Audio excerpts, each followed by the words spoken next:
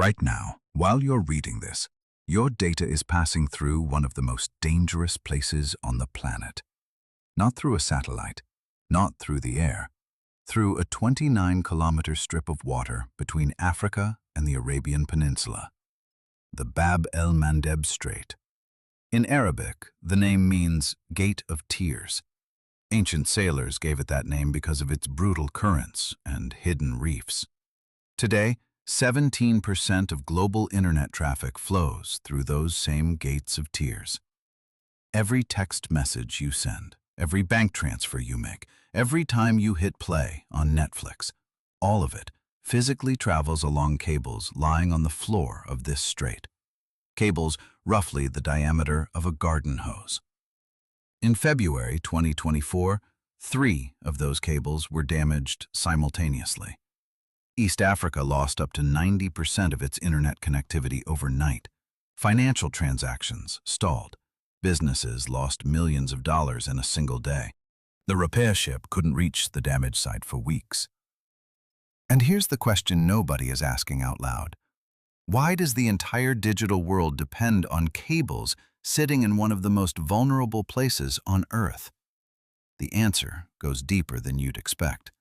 Literally, all the way back to ancient trade routes that existed here long before the internet was even a concept. Bab-el-Mandeb is not just a dot on a map.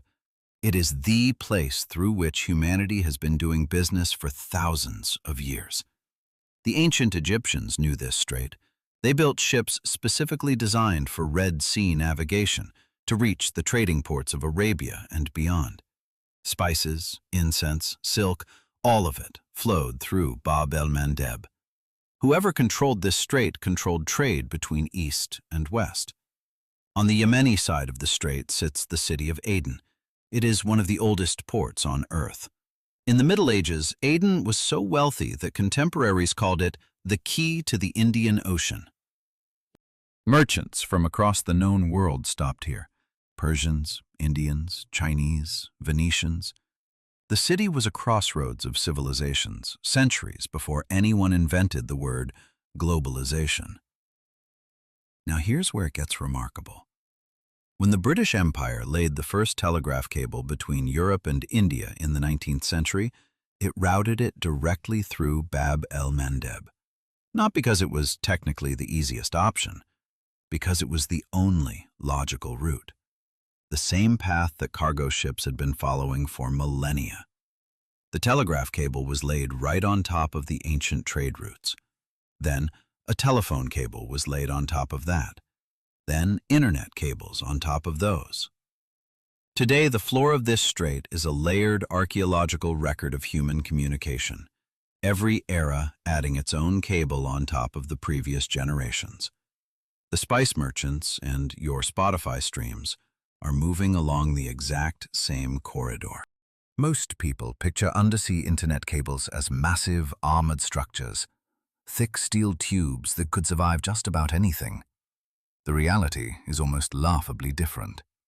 In open ocean, a submarine cable is about 25 millimeters in diameter, roughly the size of your garden hose.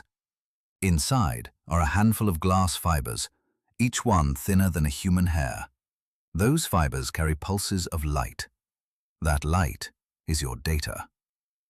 In the shallower waters near Bab-el-Mandeb, the cables are armored. There are fishing nets, boat anchors, and rocky outcrops to contend with. The armor helps, but it doesn't make the cable indestructible. A single anchor from a mid-sized cargo ship is enough to snap one clean. This happens around 200 times a year across the world's oceans. Most of the time, nobody notices, because traffic gets rerouted through backup paths. But in Bab-el-Mandeb, there are almost no backup paths. The strait is too narrow, there are too few cables. The only alternative route goes all the way around Africa, adding thousands of kilometers of latency. When 3 cables went down simultaneously in 2024, the backup system simply couldn't absorb the load. There was nowhere for the traffic to go. And here is the detail that should keep you up at night. The map of every undersea cable near Bab-el-Mandeb is publicly available information.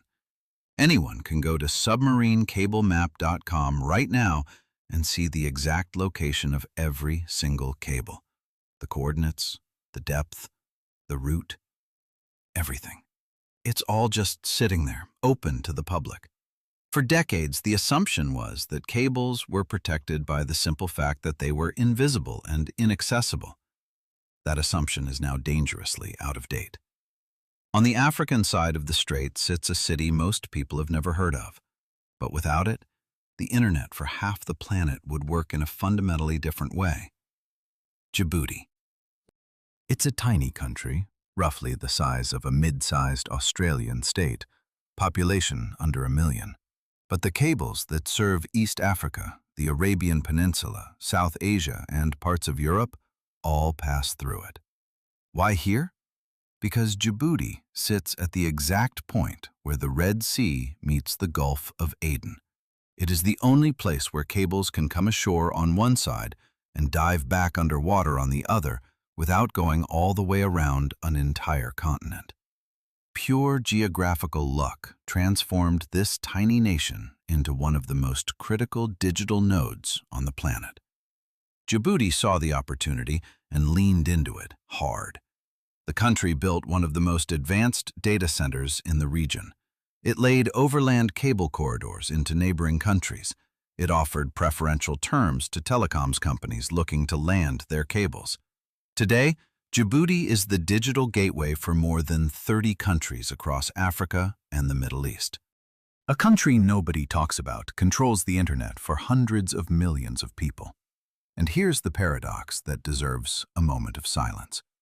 One of the poorest regions on Earth became a critical choke point for one of the wealthiest industries in human history. Cables worth billions of dollars rest in the waters off a country where the average monthly wage is a few $100s. When a cable snaps at a depth of 1,000 meters, how do you fix it? This is one of the least known and most extraordinary engineering processes happening in the world right now. There is a specialized global fleet of cable laying and repair ships, about 60 vessels worldwide. They belong to roughly a dozen companies. When a cable goes down, one of those ships has to get to the location, find the damage, and fix it. Finding a cable at a depth of 1 kilometer is already a serious challenge on its own. The ships deploy underwater remotely operated vehicles fitted with robotic arms.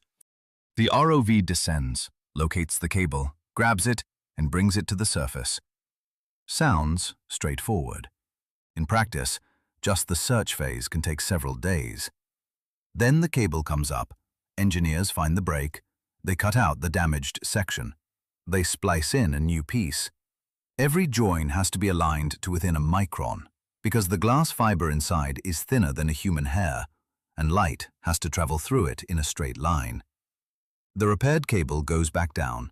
Signal is tested. The entire operation, from a ship arriving on site to full connectivity being restored, takes anywhere from 2 weeks to 2 months on average. During the 2024 Bab-el-Mandeb incident, the repair ship sat waiting for permission to enter the zone for weeks. While it waited, East Africa ran on minimal internet connectivity. After what happened in 2024, telecoms companies and governments started asking a question they should have been asking years ago. What happens if the strait becomes inaccessible for an extended period? Technically, alternatives exist. Satellite internet, Starlink and its competitors, can partially replace undersea cables for end users, but satellite capacity is nowhere near comparable. A single modern submarine cable carries as much data as thousands of satellites combined. There's also the Cape of Good Hope route, cables that run all the way around the southern tip of Africa. But that means thousands of extra kilometers, significant signal latency, and far lower capacity. Several companies have announced plans to lay new cables through Bab-el-Mandeb with stronger armor and better redundancy.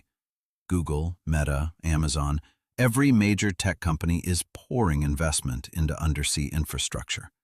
But building a single cable takes years. And every new cable will go through the same strait, because there is no alternative. Bab-el-Mandeb isn't a choice. It's geography. The ancient sailors who named this place Gate of Tears were afraid of its currents and its winds. They feared it enough to give it a name that sounds like a warning all by itself. Thousands of years have passed. The currents are still there. The risks haven't gone anywhere. The stakes have just changed. Back then, the Gate of Tears carried ships loaded with spices. Now it carries your bank transfers, your work video calls, and your streaming queues. The most striking thing about this story isn't the technical vulnerability. It's the fact that we built a global digital civilization on the exact same routes that wooden trading vessels followed thousands of years ago. We just swapped the sails for optical fiber. The choke points, the places everything has to pass through, stayed exactly the same. Bab-el-Mandeb controlled world trade in the age of spices. It controlled it in the age of oil, and it controls it now in the age of data. The Gate of Tears isn't going anywhere. It just has a lot more to cry about now.